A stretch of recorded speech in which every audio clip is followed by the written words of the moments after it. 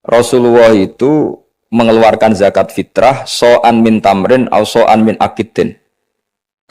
Rasulullah mengeluarkan zakat fitrah dari kurma. Imam Syafi'i tidak maknani kurma, tapi dimaknani kuti ahli baladi, makanan pokok yang sesuai negara masing-masing. Jika kalau orang Jawa ya pakainya beras.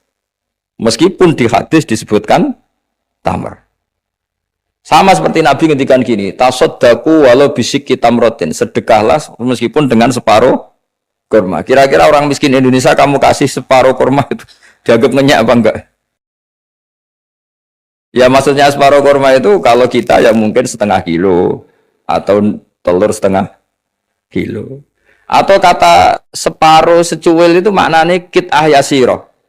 Saking sedikitnya diistilahkan secuil. Tapi bukan berarti cuilan betul.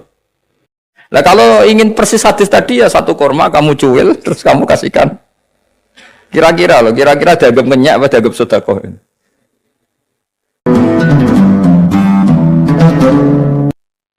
Jadi di antara aturan memahami Quran itu memahami apa yang disebut mafhum, apa yang disebut mantuk. Kira-kira kalau terjemahan Indonesia itu ada yang eksplisit, redaksi itu ada yang apa? Implisit. Kalau yang eksplisit itu mengganti kata mantuk. Memang dilafatkan seperti itu. Yang mafhum itu bisa diartikan kayak semacam apa? Kesimpulan tapi nggak mesti jadi pegangan. Makanya ini harus hati-hati kalau di bab mafhum. Misalnya gini contoh yang dipakai ulama, saya baca ya. Wal mafhum madalla alaihi lafdzu la fi mahallin nutqi. Yang dikatakan mafhum itu kesimpulan yang tidak didapatkan dari tag letter luck. Ya, tidak didapatkan dari tag letter luck. Misalnya begini. Ini diberi contoh misalnya innalladzina ya'kuluna amwalal yatama zulman innama ya'kuluna fi butunihim. Orang yang memakan hartanya anak yatim secara zalim, maka sama juga makan api neraka. Sekarang terus Anda berdalih, wong saya tidak makan, Gus mau gasap tok. Saya nyuri. Berarti kalau nyuri sepeda motornya cah yatim enggak apa-apa kan enggak dimakan. Nah itu sarap itu. Maka cara maknanya gini, orang yang memakan harta anak yatim dalam kurung baca merusak, baca merugikan. Sehingga kata yaquluna amwalal yatama adalah ibaratun an aqallil ifsad. Makan tuh kan sebanyak-banyaknya kan satu piring dua piring, itu saja haram. Apalagi mengambil mobilnya, mengambil tanahnya. Sehingga kata yaquluna diganti kata yufsiduna, yang merusak. Jadi itu namanya mafhum. Jadi mafhum itu, nah kadang mafhum itu aulawi itu lafadz yang disebut dengan mafhumnya itu maknanya ekstrim mafhumnya. Misalnya ada ayat fala taqul lahuma uffin, maka jangan pernah berkata pada orang tua kamu hus atau uff. Kamu gak bisa bilang gini. Yang diharamkan itu mengatakan hus. Kalau misoh kayaknya enggak gitu. Tidak bisa seperti itu. Kalau kata hus, kecewa lah. Kayak ufin itu dalam bahasa Arab atadodjar. Saya merasa tidak nyaman dengan orang tua itu. Orang Arab bilang ufin. Atau us gitu. Gitu. Pokoknya tidak enak. Kalau itu saja nggak boleh, maka bilang kakek aneh, jancuk lebih tidak boleh. Nah, kalau itu tidak boleh karena menyakitkan, ya, misalnya orang tua itu nggak boleh karena menyakitkan. Membiarkan orang tua sampai utang-utang tonggo, sampai pinjem-pinjem itu juga menyakitkan. Jadi kalau menyakitkan misoh itu karena kata-kata, menyakitkan ekonomi itu secara kejiwaan. Sehingga terus ulama mengatakan semua bentuk yang menerantakan orang tua, maka hukumnya haram. Itu semuanya mafhum, difahami dari kata fala taqul lahuma uffin. Begitu seterusnya. Dan itu oleh ulama dibabkan bab mafhum dan mantuk. Ya saya baca ya beberapa teks aslinya. Fa in kana aula yusamma fahwal khitab kadila latifala taqul lahuma uffin ala tahrimid dzurbi li annahu asyaddu. Wa in kana musawiyan sumyalah nal khitab ay maknahu kadilalati alladzina yaquluna amwalal yatama zulman ala tahrimil ikhraq. Kalau haram makan anak yatim secara zalim haram, maka membakar harta anak yatim juga haram. Li'annahu musawin lil akli fil itlaf. Karena sama-sama merusak. Memakan harta anak yatim yang merusak harta itu, mencuri juga sama, membakar juga sama, menggasap juga sama. Nah, pertanyaannya adalah hal dilalatu dzalika qiyasiyatun aw lafdhiyatun majaziyatun aw haqiqiyatun. Lalu lafadz bisa dimaknani sejauh itu dilalahnya lafdhiyah apa hukmiyah apa qiyasiyah. Misalnya gini ya, ini mungkin mudah difahami ya. Saya misalnya punya satpam atau punya pembantu atau punya candalem, kalau dalam bahasa pesantren itu 3 misalnya.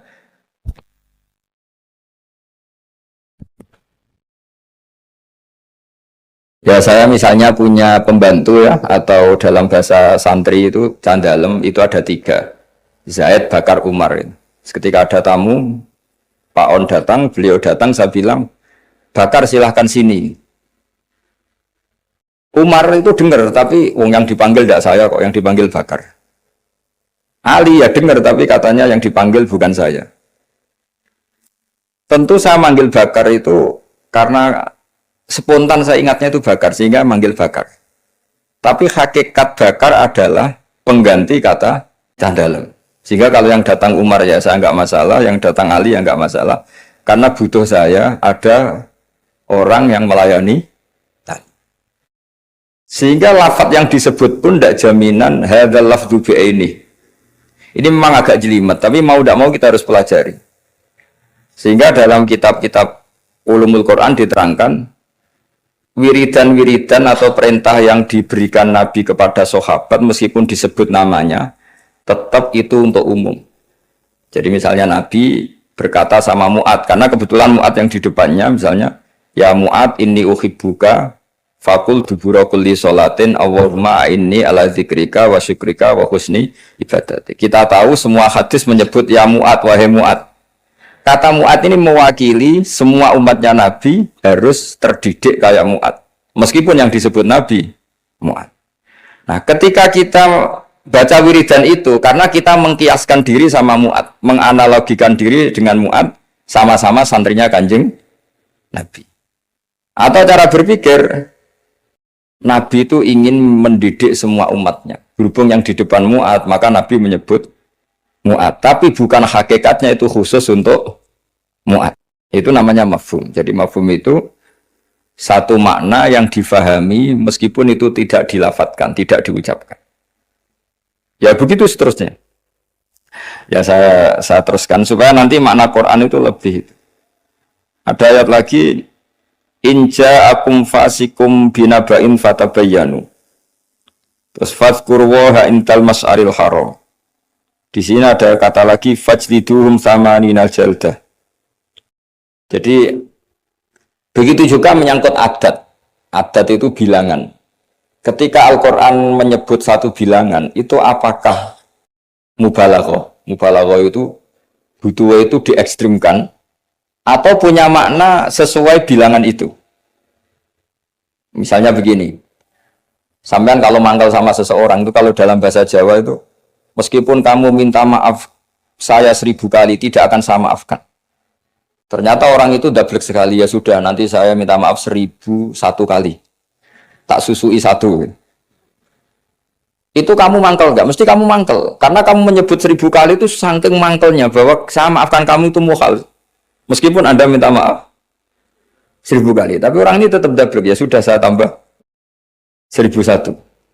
Itu tidak bisa seperti itu karena adat bilangan disebut Quran dalam konteks balaghah.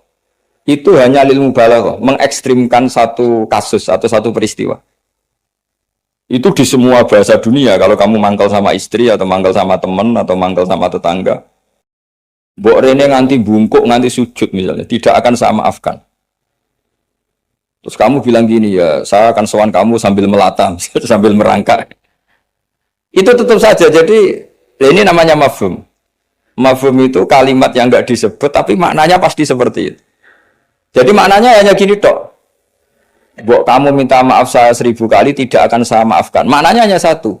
Betapa bencinya orang itu pada itu aja maknanya. Betapa bencinya. Nah, di sini juga ada kalimat misalnya ada beberapa kelompok sing Allah itu ngendikan la yukallimuhum wa la yanzuru ilaihim. Allah melihat saja enggak mau.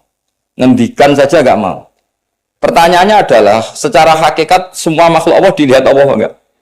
Dilihat. Tapi ada ayat wala yang zuru ilaihi, makhluk-makhluk seperti ini tidak dilihat Allah. Nah, makna tidak dilihat adalah tidak dipedulikan. Hakikatnya Allah tetap melihat.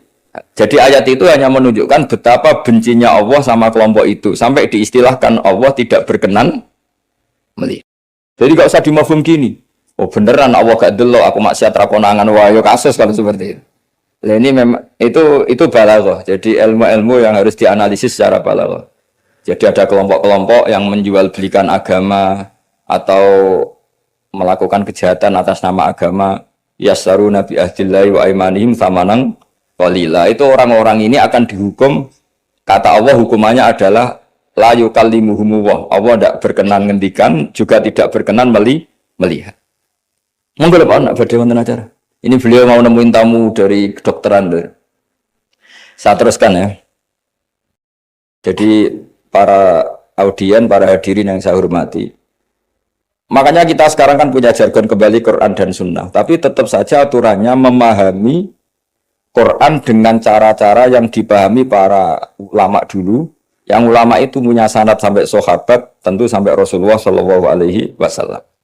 Di antara bahasa Arab itu ada mubalaghah. Mubalaghah itu mengekstrimkan satu peristiwa. Dan pilihannya kadang pakai bahasa tadi. Saya beri contoh tadi yang orang Jawa bilang, mbok kowe rene ping 1000 tetap rata sepuro. Kamu tidak bisa ngarang buku. Kalau 1000 tidak cukup. Kalau 1001 pasti cukup. Memangnya ini KPU kalau 50 plus 1 terus menang tidak bisa seperti itu. Ya maknanya hanya ma asyadda bughdahu, betapa bencinya orang itu gitu aja. Allah tidak berkenan melihat orang yang menjual belikan agama. Wah malah penak Allah kalau nggak lihat kita enak. Tidak bisa seperti itu. Saking bencinya Allah sampai diistilahkan tidak berkenan melihat. Itu kan seperti kamu benci orang. Wah nak roh kue mutah-mutah. Masa mutah-mutah betul kan? Saking nggak maunya melihat. Itu di bahasa Arab juga seperti itu. Ya, Sabri terus waktu li fil ikhtijat bi hadhil mafahim ala aqwalin katsirah wal asah fil jumlah annaha kullaha hujjatun bi syurutin minha alla yakuna al mazkuru kharaja lil ghalib. Kemudian mafhum itu apakah bisa jadi argumentasi hukum? Jawabannya iya. Asal lafadz yang disebut yang eksplisit tadi disebut bukan karena ghalib. Ghalib itu gampangnya omong lah. Ghalib itu umum. Misalnya begini, saya beri contoh yang ekstrim. Jong nak ono wong melarat sini hormati. Misalnya saya seorang kiai atau seorang dosen, kalau ada tamu miskin hormati. Setelah itu ternyata tamunya orang kaya, terus pembantu saya seenaknya tidak hormati. Alasannya yang harus dihormati itu yang miskin, kalau yang kaya tidak perlu. Ini tentu pembantu yang buruk. Karena mengatakan jika yang miskin hormati itu sebenarnya maknanya itu prioritas, bukan catatan hukum. Jadi kalimat disebut itu kan kadang catatan hukum, kadang prioritas. Kalau tadi ya maknanya hanya jika orang miskin prioritaskan, bukan berarti yang kaya tidak perlu dihormati. Nah itu banyak di Quran, di hadis, lafadz yang sebetulnya disebut itu prioritas, tapi oleh orang yang enggak ahli bahasa dianggap catatan apa? Hukum. Maka itu menjadi gaduh, secara hukum menjadi gaduh. Saya beri contoh yang ada di Quran. Kalian tuh haram menikahi anak tiri itu anaknya istri, yang serumah dengan kamu. Yang serumah dengan kamu itu bukan catatan hukum. Ya jadi begini ya, misalnya saya beri porsi hukum fikih ya. Yang diharamkan dalam Islam itu kan 3. 1 karena nasab, 2 karena rodok penyusu, 3 karena musyawarah. Musyawarah itu besan. Kalau yang karena nasab kita tahu 7 ya, kalau dalam bahasa Arab 7, kalau dalam bahasa Jawa itu tinggal 4. Ya 7 itu apa saja coba yang hafal Quran tuh. Hurrimat alaikum ummahatukum wa banatukum wa akhwatukum wa ammatukum wa kholatukum wa banatul akhi wa banatul ukhti. Itu kalau dalam bahasa Arab muharramatun nikah itu ada 7. Tapi orang Jawa bilang hanya 4.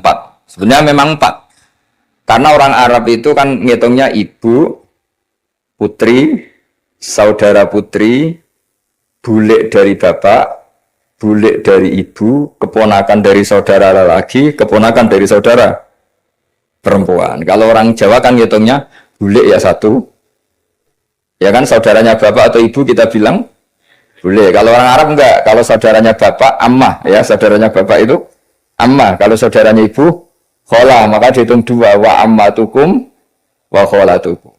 Kalau anaknya saudara orang Jawa bilang keponakan. Kalau orang Arab dihitung wa banatul akhi wa banatul ukhti. Sehingga 4 ini di Jawa diringkas jadi berapa?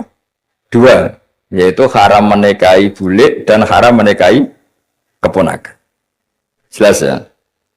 Kemudian yang kedua haram karena rodok. Jika kamu nyusu sama Sri misalnya, otomatis anaknya Sri saudara rodok. Dan ibu yang kamu susui otomatis ibu rodok, suaminya Sri, bapak rodok. Itu karena rodok. Terus ketiga karena musoharoh. Ya ini didengerin. Supaya jadi ahli hukum. Jadi masa Universitas Islam Indonesia tidak tahu muharramatun nikah. Kamu jangan ikut bahasa-bahasanya artis-artis gaul di Jakarta. Di Jakarta itu kalau orang sudah nikah malah namanya muhrim. Itu sebenarnya salah bahasa. Justru yang bisa dinikah itu harus ajnabiyah orang lain. Kalau mahram malah nggak boleh dinikah. Karena maknanya mahram itu orang yang haram dinikah. Jadi justru istri itu bahasa fikihnya ajnabiyah orang lain. Buktinya boleh dinikah. Kalau mahram itu orang yang haram dinikah. Tapi ya sudah ada bahasa gaul gitu ya ikut saja. Ibu goblok tapi tidak usah ikut goblok. Karena itu memang salah, bahasa itu salah sebetulnya. Makanya istri itu repot, di fikih itu repot. Fikih itu kalau bahasakan istri itu ajnabiyah orang lain. Kalau anak itu anak, kalau istri itu tetap bahasanya ajnabiyah orang lain. Sehingga sekali dicerai ya benar-benar menjadi orang lain. Kalau kita mati ya benar-benar menjadi orang lain. Buktinya boleh dinikah orang lain. Jika kalau dalam pepatah Jawa ini ajarannya bapak saya, kamu udah harus ikut. Kalau ajaran bapak saya, nak bojo be anak tukaran, kowe kudu bela anak. Mergo ora ono mantan anak, tapi iso ono mantan istri. Sehingga tradisi keluarga saya itu pokoknya anak itu nomor 1, baru istri. Tidak tahu kalau tradisi sampean istri dulu baru anak. Itu. Karena tadi cara berpikir anak itu selalu anak. Ya anak itu selalu anak. Tapi kalau istri tidak mesti. Apalagi istri sampean cantik terus sampean mati gitu itu sudah. Ya sudah selesai. Mesti nikah orang lain gitu. Nggak tahu nanti kalau di surga ikut siapa, nggak tahu ini. Mesti oportunis. Kalau kamu masuk neraka dia ikut yang masuk surga. Kalau masuk surga semua ikut yang kelas lebih tinggi. Saya teruskan ya. Terus haram ketiga itu karena musoharoh. Disebut wa akhwatukum wa ummahatukum lati arda'nakum wa akhwatukum narodan. Terus wa ummahatu nisaikum apa? Wa ummahatu nisaikum. Ibu dari istri kamu. Apa kalau orang sini bilang? Mertua ya. Nah mertua dengan mantu itu hubungannya 2. Seorang lagi ya. Mertua sama mantu itu hubungannya 2. Ya seorang lagi. Misalnya kamu nikahi Sri. Berarti ibunya Sri sebagai apa? Mertua. Itu menjadi mertua itu bimujarrodil akdi. Sekedar akad kamu bilang qabil tu nikahaha wa taswija bil mahrin madkur. Itu langsung jadi mertua. Ya, langsung jadi mertua. Tapi kalau hubungan ibu dengan anak, misalnya kamu nikahi janda punya anak cantik sudah perawan. Terus setelah kamu nikah dengan janda ini akad itu belum menjadi anak tiri. Menjadi anak tiri betul itu setelah kamu hubungan suami istri dengan ibunya. Saya ulang lagi ya. Jadi kalau menjadi mertua itu cukup akad. Tapi anak tiri menjadi anak tiri kamu yang haram dinikah itu nunggu hubungan suami istri sama ibunya. Sebab itu agak rumit Bang di fikih. Kenapa demikian? Karena ya memang aturannya gitu. Makanya disebut waroba ibu kumulati fi hujurikum min nisa ikumulati dakhaltum bihin fa illam takunu dakhaltum bihinna fala junaha alaih. Jadi kalau hubungan batunya ya hubungan menantu sama siapa? Mertua itu hanya dimulai akad. Jadi setelah akad sampean salaman apa ini sudah menjadi mahram dan selamanya haram dinikah karena sudah menjadi apa? Mertua kamu. Tapi kalau orang yang kamu nikah itu punya anak putri itu menjadi anak tiri yang benar-benar berstatus anak tiri setelah hubungan sama istri. Ya ini jelas ya. Makanya disebut seperti itu. Tapi di situ ada catatan waroba ibu kumulati fi hujurikum, anak tiri yang serumah. Yaitu semua ulama ngendikan kata fi hujurikum yang serumah itu diabaikan. Jadi tidak bisa misalnya gini, kamu nikah istri di Jogja, punya anak tiri di Jakarta, berarti halal karena tidak serumah. Wah itu sesat dan menyesatkan ya. Karena ada aturannya fi hujurikum itu kalimat yang disebut Allah itu normatif. Normatif artinya umumnya anak itu, anak tiri itu serumah, tapi bukan sebagai catatan hukum. Dan itu banyak sekali lafaz-lafaz yang disebut Allah atau disebut Rasulullah, bukan sebagai catatan hukum, tapi normatif. Itu kan seperti gini, Jom, bukti kamu hormat tamu, kalau ada tamu itu suguhi teh, kalau ada tamu itu suguhi kopi. Itu normatif. Bukan berarti yang tidak nyuguhi kopi itu tidak menghormati tamu, tidak bisa seperti itu. Kalau tamunya darah tinggi, kan malah mati. Nah, ulama itu berkompeten, sangat kompeten sekali memahami Quran. Mana lafaz yang disebut Allah itu normatif, mana yang disebut Allah itu sebagai catatan hukum. Kalau fi hujurikum menjadi catatan hukum, maka maknanya begini, haram menikahi anak tiri yang serumah. Waroba ibu kumulati fi hujurikum. Mafhumnya kalau tidak serumah boleh, wah yo kacau. Ibunya kamu embat, anaknya kamu embat hanya karena beda. Itu sesat dan menyesatkan. Makanya bahaya sekali nafsirkan Quran tanpa ilmu. Sampai ada ancaman man fassarul Quran bi ra'yihi falyatabawa maq'adahu minan nar. Orang menafsirkan Quran dengan semaunya sendiri maka sama juga pesan satu tiket di neraka. Jadi sampean sama saya itu potensi masuk neraka saya sebetulnya. Karena saya nekuni tafsir. Itu bahaya sekali. Sebab itu saya tradisikan kalau ngaji itu pakai kitab. Supaya sanadnya mutasil sampai Rasulullah SAW. Enggak boleh mengajarkan Quran terjun bebas. Menurut saya. Memangnya agama menurut kamu enak aja. Enggak boleh agama kok menurut saya. Agama yang menurut Allah dan Rasul. Enggak boleh menurut saya. Kalau menurut saya berarti agama macam-macam. Karena setiap orang menurut masing-masing. Ya, saya teruskan ya. Jadi di antara dengan tanda kutip jebakan-jebakan lafaz adalah kita tidak pernah tahu lafaz itu disebut itu karena apa. Karena mewakili kelompoknya, seperti tadi. Saya punya tamu terus manggil sekenanya. Wahai Bakar sini. Kira-kira yang datang Umar tetap saya seneng enggak? Seneng. Butuhnya ada orang yang hormat. Yang datang Ali ya saya seneng. Yang datang Zaid yang seneng. Yang datang siapa saja seneng. Itu kan ibarat kamu orang kaya kemalingan, satpam yang paling kamu ingat itu misalnya Hutomo sini. Di situ banyak satpam yang namanya nggak Hutomo, terus nggak ke kamu. Kira-kira kamu bilang satpam ini goblok nggak kira-kira? Dengan dalil, saya ada dipanggil. Karena makna menyebut kalimat tadi sekenanya, nyebut Hutomo itu mewakili semua security. Cuma kebetulan yang kamu ingat Hutomo. Itu memang agak jelimet ulumul Quran, tapi masuk akal, semuanya setelah dijelaskan masuk akal. Ketika yang datang siapa saja kamu tetap matur nuwun karena ada yang menolak. Nah, lafaz di Quran ya seperti itu. Kadang lafaz itu pengganti sejenis, nama pengganti. Misalnya yang masyhur dalam mazhab kita. Rasulullah itu mengeluarkan zakat fitrah so'an min tamrin atau so'an min akidin. Rasulullah mengeluarkan zakat fitrah dari kurma. Imam Syafi'i tidak maknani kurma tapi dimaknani kuti ahli baladi, makanan pokok yang sesuai negara masing-masing. Jika kalau orang Jawa ya pakainya beras. Meskipun di hadis disebutkan tamar.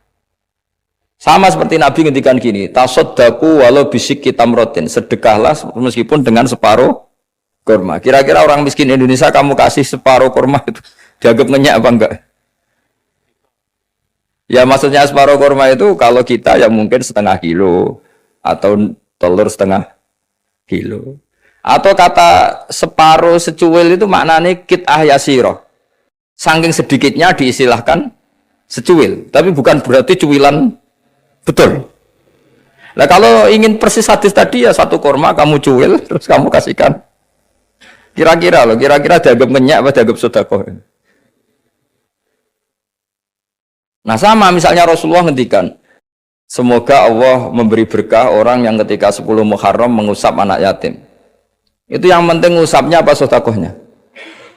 Terus kamu orang yatim kamu kumpulkan, kamu usap semua kepalanya. Itu kira-kira itu dianggap apa coba? Wes medit di dalil kan. Nah nuruti teks hadis itu ya memang ngusap kepala. Tapi semua sepakat maknanya ngusap itu ibaratun anis syafaqah. Bentuk kasih sayang. Dan kasih sayang itu paling praktis ya ngasih uang atau ngasih sesuatu yang manfaat untuk anak yatim itu. Lah anak ngusap tok. Celuk waduh-waduh dibeli ana parade ngusap anak yatim. Lah itu ya termasuk di ulumul Quran diikutkan bab mafhum dan mantuk. Jadi memang susah. Jadi ahli Quran itu susah. Oh ini ya jadi menjadi ahli Quran itu harus seperti ini memang. Makanya sampai ditulis kitab setebal ini dipakai di seluruh dunia termasuk di Al-Azhar, di Palestina, di mana-mana. Itu ini kita ngaji baru berapa pertemuan aja sampai sudah pusing. Kalau sampai selesai malah tambah pusing. Tapi bagus, barokahnya pusing itu tidak gegabah. Tidak gegabah mikir.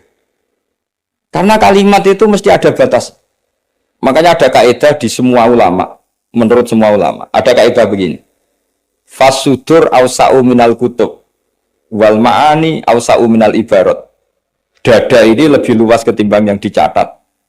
Dan makna itu lebih luas ketimbang redaksi. Karena kalau dalam disiplin ilmu usul fikih itu tak beri bocorannya. Begini, kalau sampean mendefinisikan kata-kata gimana? Gak umumnya orang kampus. Kata-kata adalah apa? Kata-kata. Kalau dalam ilmu usul fikih begini, kata-kata adalah pilihan untuk mengekspresikan kehendak hati. Dan karena kehendak hati itu banyak dan tidak terukur, maka kata-kata ini hanya mewakili sebagiannya. Dari awal sudah disebut mewakili sebagian. Misalnya begini, ketika Rasulullah mewajibkan zakat padi misalnya atau zakat gandum, pikirannya Imam Syafi'i itu mewakili katakut. Yang wajib zakat itu makanan pokok. Sehingga Imam Syafi'i hanya mewajibkan yang dizakati itu hanya padi, gandum, jagung, kacang. Pokoknya yang bisa jadi makanan pokok. Kira-kira Imam Syafi'i itu tidak mewajibkan zakatnya kangkung, melon, mangga gitu. Karena tidak makanan pokok. Tapi dalam mazhab lain enggak. Ketika Rasulullah mewajibkan menzakatkan padi. Itu maknanya itu matum bituhul ardu, apa saja yang tumbuh dari bumi. Sehingga kelompok ini termasuk Yusuf Qardomi mewajibkan zakat melon, mangga, pokoknya semua buah-buahan, semua tanaman wajib zakat. Karena ketika Anda mengatakan begini misalnya, cung nak ono tamu kai pelem. Kalau ada tamu, tetangga-tetangga atau tamu kasih mangga. Sementara di rumah kamu itu ada mangga, ada melon, ada semangka. Maksud kamu itu didik anak supaya derma dengan memberi apa saja. Kebetulan yang kamu ingat melafatkan mangga. Apa harus mangga? Nggak, cara sampean tak polling. Milih mana coba? Ya saya punya anak Yang di rumah saya itu ada mangga, ada semangka, ada melon. Terus saya bilang ke anak saya, nak, tangga itu ke tetangga kasih mangga. Kata mangga itu bisa diganti melon apa enggak? Bisa, karena semangat saya adalah mendidik anak saya itu dermawan, peduli sama tetangga. Kebetulan yang ingat mangga, sudah ini tetangga ya. Lalu tetangga itu maknanya tetangga apa manusia? Sehingga pas itu ada tamu tapi tidak tetangga, gak usah GI kan gak tonggo. Nah, makanya ini kan jadi PR. Berarti kalimat tadi, cong nak ono tonggo, utawa cong kalau ada tetangga kasih mangga. Sebetulnya kalimat itu bisa diganti, cong sementing ulomo. Kata tonggo ora penting, mangga juga gak penting. Maka yang dikatakan kata-kata lafat adalah mawudi'a bi'izaiha al-lafdu. Jadi yang dikatakan lafat adalah gelombang keinginan dari seseorang yang bergejolak di hati, kemudian diungkapkan. Tentu kalimat ini tidak cukup untuk menampung sekian keinginan. Akhirnya yang dilafatkan atau yang diucapkan hanya beberapa. Orang soleh tentu bergelora di hatinya, ingin mendidik anaknya itu dermawan, peduli, sopan, tahu sosi, ya. Terus kan nggak mungkin kita pidato gitu ke anak kita. Akhirnya yang ngomong, cok nak ono tonggo kei mangga, nak ono tonggo kei duit, nak ono tonggo kei beras. Bareng mboke kelaparan, gak dikei apa-apa. Ini kan gak tetangga. Oh ya saraf. Mestinya cara sono tamu ya dibaro. Ini kan gak tetangga, gak masuk definisi tetangga. Maka memahami Quran itu susahnya di situ. Apakah lafaz itu disebut tag, maksudnya kalau dalam bahasa kampus, apakah tag disebut itu untuk catatan hukum, apa untuk tadi mafhum tadi, apa ibaratun an kada, ibaratun ekspresi dari itu. Ya seperti gini, misalnya kamu marah sama istri kamu, dosa kowe nganggo HP ku, terus istri kamu malah nganggo ATM, wah HP ora malah nganggo ATM. Sebetulnya melarang pakai HP itu saking mangkelnya gitu saja. Kalau HP saja dilarang, apalagi pakai Alphard kamu. Tapi istri kamu enggak, saking gobloknya, mbok saking yang kamu larang kan HP, kan saya pakai Alphard. Wah, ya kacau kalau seperti itu. Maka sebuah tag atau lafaz kalau dalam bahasa Arab itu maknanya apa ya? Ya sudah seperti tadi. Saya berkali-kali nyontohkan yang awam ya. Ada seorang dikandani cung jogeman nabok ibu jumu. Nabok itu memukul pakai tangan. Suatu saat istrinya lapor lagi, Pak Kiai sekarang nggak pakai tangan tapi nyaduk. Nah ketika santrinya di kemarin, kenapa kamu masih nyaduk istri kamu? Kan Pak Kiai larang hanya nabok, kan pakai tangan, ini pakai kaki. Kan beda. Ya itu kan keliru sekali, karena maknanya jangan nabok itu pengganti dari kata jangan menyakiti. Maka meludahi ya haram, nyaduk ya haram, menerantakan juga. Tapi lisan kan nggak mungkin bisa ngungkap sekaligus apa yang kita ingin. Akhirnya lisan melafatkan sesuatu yang hanya mewakili sekian. Makanya disebut fal ma'ani ausa'u minal ibarat. Makna itu lebih luas ketimbang redaksi. Coba misalnya zaman Jenderal Sudirman, angkat senjata untuk ngusir Belanda. Terus pasukannya hanya ngangkat tok. Terus mesti sudah Sudirman, cek goblok kan. Kalau dimarahin kan sudah ngangkat kan. Terus ada Belanda yang mau nembak kita, usir Belanda. Belandanya tidak kamu tembak. Kenapa? Mintanya kan diusir. Perintahnya kan diusir, bukan ditembak. Kasus nggak kira-kira ada pemahaman seperti itu? Tapi lafaz tuh nggak mewakili, kalimatnya angkat senjata, usir penjajah. Padahal maknanya apa coba? Jadi kan nggak terwakili oleh kalimat angkat senjata, usir penjajah. Barang penjajah ini menembak, kamu diam saja. Gimana caranya nangkep terus mengusir? Kan nggak ada perintah menembak, usir. Itu kan kasus seperti itu. Jadi makanya di antara syurutul mufassir yang paling pokok adalah maliyan bil arabiyah. Dia punya kemampuan kesusastraan Arab. Karena nggak bisa seorang mufassir menafsiri Quran tanpa punya kemampuan balaghatul Arab. Yaitu yang disebut Allah Ta'ala wa innahu latanzilu rabbil alamin nazala biruhul amin ala qalbika litakuna minal mudhirin, terus apa? Bilisanin Arabiyyim mubin. Jadi Quran itu pakai lisanul Arab.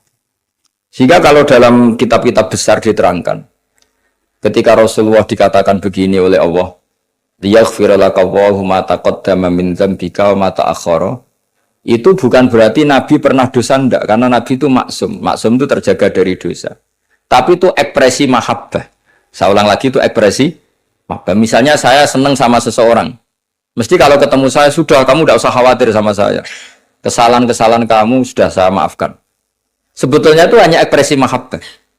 Saking mahabbahnya sampai andekan salah itu dimaafkan. Bukan berarti menvonis kalau yang diomongin itu salah. Jadi itu ranah-ranah yang memang kita harus hati-hati. Sama seperti begini, ini kata Qodiyat. Qodiyat itu pengarang kitab Asy-Syifa. Doa itu ekspresi mahabbah. Doa itu bukan kalimat hukum. Kalau kalimat hukum itu kan iya sama tidak. Tapi doa itu enggak. Doa itu ekspresi mahabbah. Misalnya kita ketemu Zaid, kita bilang Assalamualaikum warahmatullahi wabarakatuh. Semoga kamu dapat keselamatan. Enggak perlu Zaid tersinggung. Memangnya saya celaka kok sampai doakan selamat. Kalau nuruti mafhum, didoain selamat itu kan berarti sebelumnya tidak selamat. Didoain pinter, sebelumnya tidak pinter. Didoain kaya, sebelumnya miskin. Tapi itu kata hukum, itu pemahaman secara hukum. Iya dan tidak. Kalau pemahaman secara peradaban tidak gitu. Orang mendoakan bukti senang, ya sudah seperti itu. Ya semoga kamu sukses. Ketemu direktur ya kita bilang semoga kamu sukses. Terus direkturnya tersinggung. Ya sukses saya atau dibang kamu, saya sudah direktur. Ya ada seperti itu. Mendoakan seperti itu bukti mahabbah, bukti senang. Nah, Allah karena saking senangnya kepada nabinya, Allah ketika mukhotobah, ketika dialek dengan nabi, memulainya dengan afawwahu angka. Allah telah memaafkan kamu. Itu bukan berarti sebelumnya nabi melakukan kesalahan. Ekspresi mahabbah akan mengatakan demikian. Jadi itu masalah-masalah yang tadi saya utarakan. Fal ma'ani awsa'u minal ibarat. Apa yang ada di hati, ma'ani itu sesuatu yang kita kehendaki.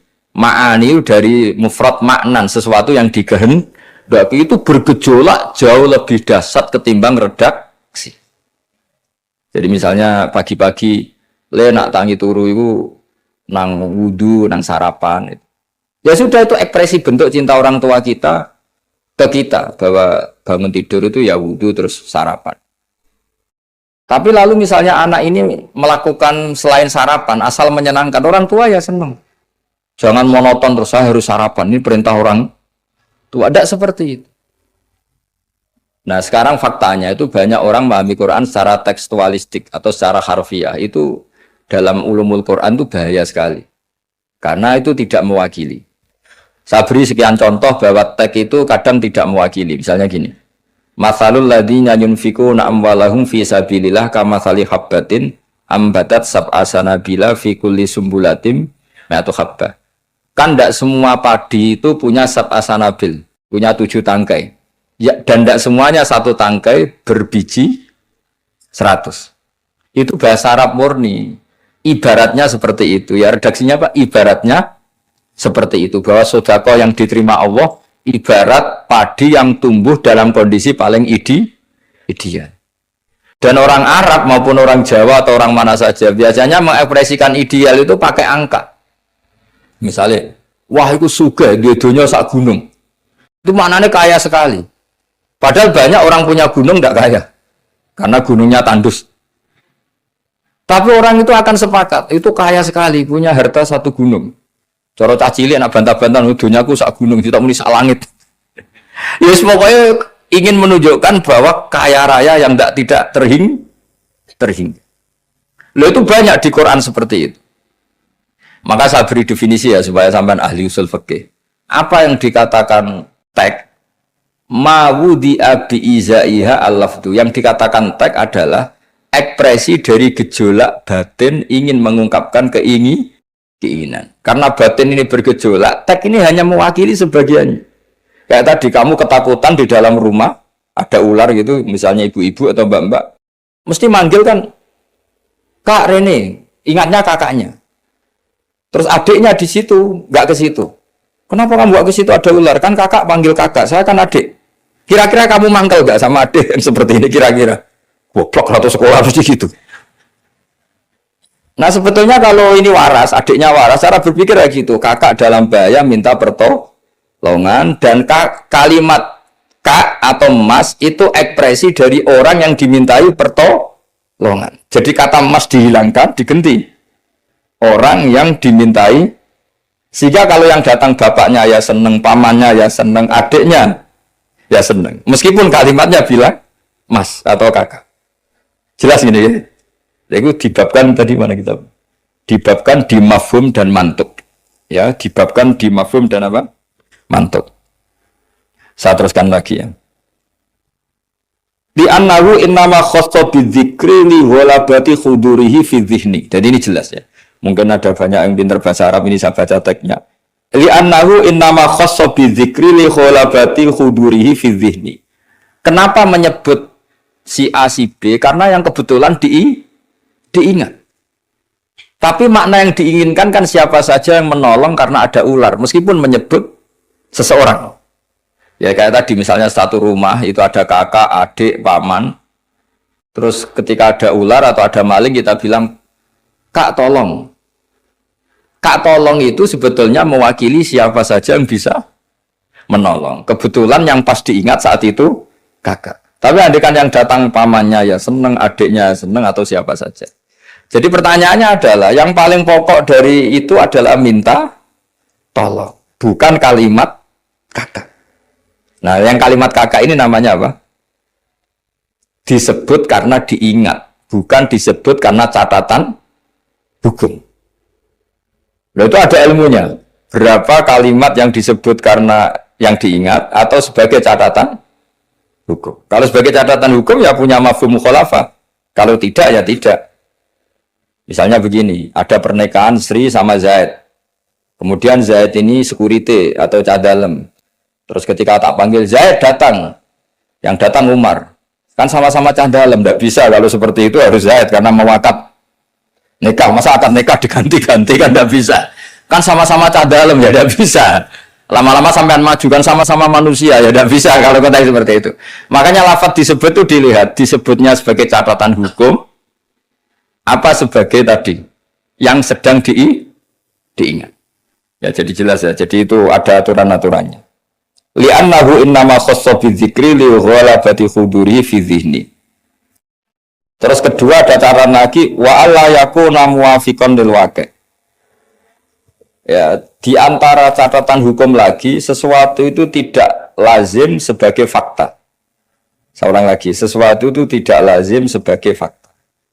Misalnya begini, kita tahu yang namanya nasi itu makanan pokok. Ya, kita tahu teh itu minuman. Ketika saya bilang, "Cung, saya ambilkan teh." Itu apakah maknanya itu teh, apa maknanya itu minuman? Beda dengan mengatakan satu gelas ini bernama teh. Kebetulan itu teh betul. Itu namanya mengatakan sesuatu sesuai hakikat. Karena teh ya dikatakan teh. Tapi kalau mengatakan tamu saya ambilkan teh.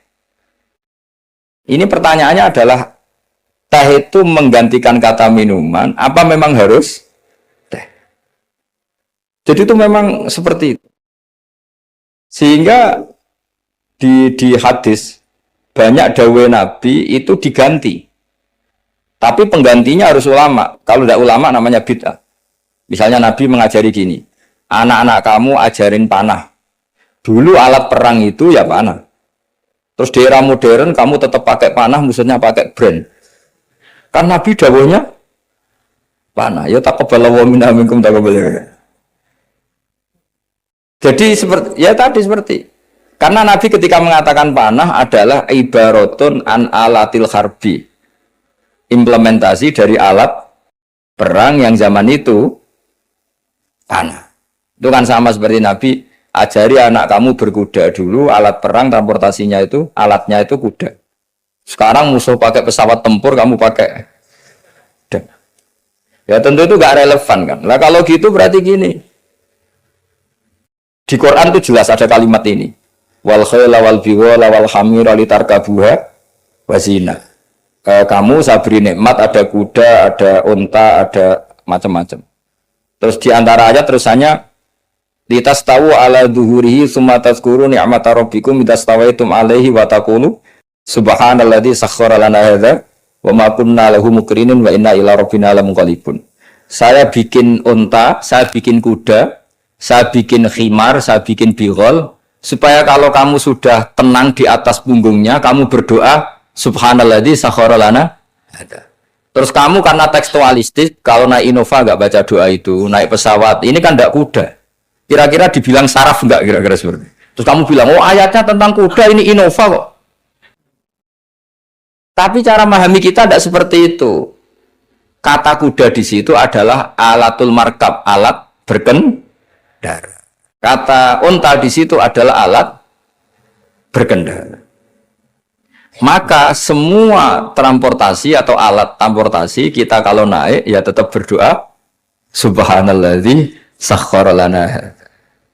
Dan itu seterusnya ya. Jadi ngaji pertemuan ini ingat-ingat ya kaidahnya apa? Fal ma'ani awsa'u minal ibarat wasudur awsa'u minal kutub. Itu semua ulama pasti bilang seperti itu.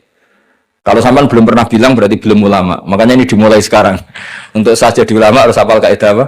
Fal ma'ani awsa'u minal ibarat wasudur awsa'u minal kutub. Itu nanti kalau sampean sudah pinter itu pinter betul itu nanti. Bukan pinter-pinteran tapi pinter betul. Karena memang seperti itu.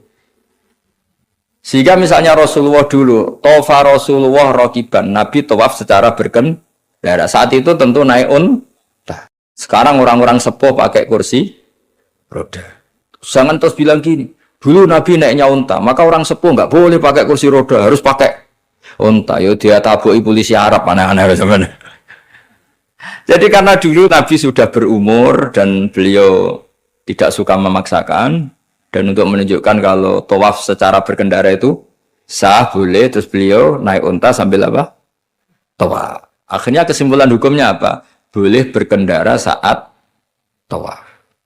Sudah untanya dibuang. Maksudnya harus pakai untanya dibuang. Lama-lama nanti gini, nggak boleh tawaf sekarang. Dulu Nabi tawaf langsung tanah, ini sudah keramik gini, nggak boleh. Ya repot kalau kamu perdebatkan begitu terus ya repot. Lah ya karena tadi ketika Nabi naik unta itu semangatnya Nabi adalah mempermudah umatnya terutama bagi yang tua. Semangat yang ingin dimaklumatkan Nabi itu. Wahai umatku, kalau kamu sudah tua jangan memaksakan jalan, berkendaralah. Atau cari alat yang menjadikan kamu mudah. Nah itu tentu gak tersampaikan semuanya dengan redaksi. Tapi dadanya Nabi bergejolak ingin mengimplementasikan bahwa agama ini yuridu wa bikumul yusra wa la yuridu bikumul usra. Wah itu tentu gejolak ini kan gak terwakili oleh lafaz. Seperti kamu bilang ke istri kamu, "Dek, saya cinta kamu karena kamu cantik." Itu bukti seneng saja. Nak bojone cerdas, berarti aku nak salah kira seneng. Wah, ya repot kalau gitu. Padahal kalimat itu maknanya kan gitu. "Dek, saya seneng kamu karena kamu cantik." Mafhumnya apa? Kalau tidak cantik, kalau sudah tidak cantik tidak seneng. Tapi tidak seperti itu. Pokoknya kamu itu ingin gombal terus ngomong itu aja. Jadi makanya walhasil itu tadi ingat-ingat ya Pak. Fasudur ausa'u minal kutub. Bahwa dada kita ini lebih luas ketimbang yang kita tulis. Ya dada kita lebih luas ketimbang yang kita.